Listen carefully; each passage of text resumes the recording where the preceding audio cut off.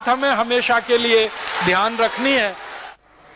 ये स्वदेशी बहुत गहरा दर्शन है और ये ऐसा दर्शन है जो किसी भी देश को अपने पांव पे खड़ा कर सकता है। और इस दर्शन ने पिछले 200 वर्ष में दुनिया के कई देशों में ऐसे चमत्कार किए हैं कि वो देश आज दुनिया में सबसे बड़ी महाशक्ति बन गए हैं।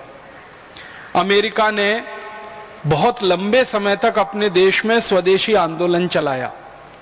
जैसे हमारे देश में परम पूजनीय स्वामी रामदेव जी स्वदेशी आंदोलन के प्रखर प्रवक्ता हैं, प्रखर दिशा निर्देशक हैं, अगर अंग्रेजी में कहें तो लीडर हैं।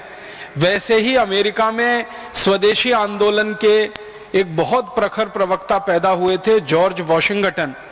उन्होंने अपने पूरे देश को स्वदेशी की तरफ मोड़ दिया था। तो भारत भी स्वदेशी के आधार पर ही खड़ा होकर दुनिया की महाशक्ति बन सकता है, इसके अलावा दूसरा कोई रास्ता नहीं। अगर आप विदेशियों पर निर्भर हैं, परावलंबी हैं, तो आप दुनिया में कभी कोई ताकत हासिल नहीं कर सकते। आपके दोनों हाथों के नीचे कोई विदेशी बैसाखी लगी हुई है, जिस दिन उसने किसी ने हटा ली वो बैसाखी, आप तो गिर जाएंगे। तो विदेशी बैसाखियों पर परावलंबी होके, विदेशी चिंतन से, विदेशी अर्थव्यवस्थाओं की नीतियों की नकल से कोई देश कभी आगे नहीं आता। हर देश को आगे आने के लिए स्वदेशी का चिंतन, स्वदेशी का मनन और स्वदेशी का अनुपालन करना पड़ता है अपने जीवन में। तो भारत को हम महाशक्ति बनाना चाहते हैं, ये हमारा संकल्प है। भारत स्वाभिमान जो गठित हुआ है उसके कई संकल्प हैं, उनमें से सबसे बड़ा संकल्प है कि भारत माता को विश्व गुरु बनाना है, विश्व के सर्वोच्च पद पर स्थापित करना है और हमारे देश को दुनिया का सिरमौर बनाना है। तो दुनिया का सिरमौर अगर भारत बनेगा, विश्व में सर्वोच्च महाशक्ति भारत बनेगा, तो ये भी स्वदेशी के ताकत से बनेगा, स्वावलंबन की ताकत से बनेगा। इस दृष्टि से मैं आज आपसे कुछ बात करना चाहता हूं। भारत में स्वावलंबन के रास्ते बहुत हैं, बस इसमें ध्यान देने की बात है। चिकित्सा क्षेत्र में हम स्वावलंबी हो सकते हैं।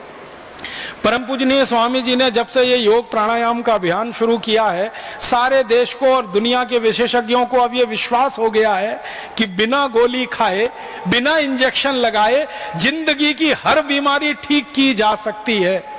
कैंसर से लेके, डायबिटीज से लेके, अर्थराइटिस से लेके, ब्रोंकाइटिस से लेके, ब्रोंकियल निमोनिया से लेकर, ट्यूबरकुलोसिस से लेके गंभीर से गंभीर बीमारी और हल्की से हल्की बीमारी सब मिलाकर अगर योग और प्राणायाम से ठीक हो सकती है, तो चिकित्सा स्वावलंबन का इससे बड़ा उदाहरण पूरी दुनिया में नहीं हो सकता।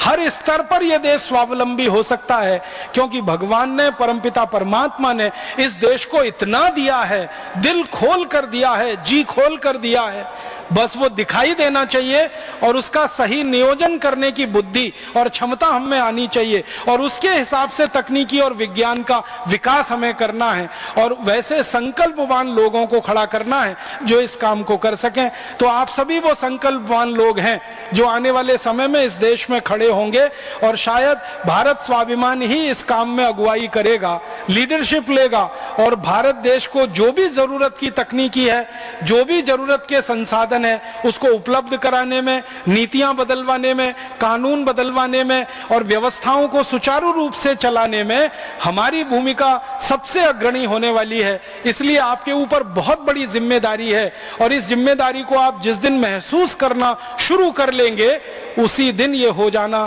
शुरू हो जाएगी। मेरी एक छोटी सी बात को हमेशा याद रखिएगा, कोई भी काम दुनिया में असंभव नहीं होता, करने वालों का संकल्प कितना बड़ा है महत्व इस बात का होता है। आपका संकल्प जिस दिन बड़ा हो जाएगा, अपने से बड़ा, परिवार से बड़ा, गांव से बड़ा, राष्ट्र के लिए, समाज के लिए जिस दिन आप संकल्प करना शुरू कर देंगे, हर काम हमारे लिए सामान्य काम हो जाएगा, मामूली काम हो जाएगा, जिसको हम आसानी से कर पाएंगे। यही भावना के साथ आप सभी को शुभकामनाएं देता हूं।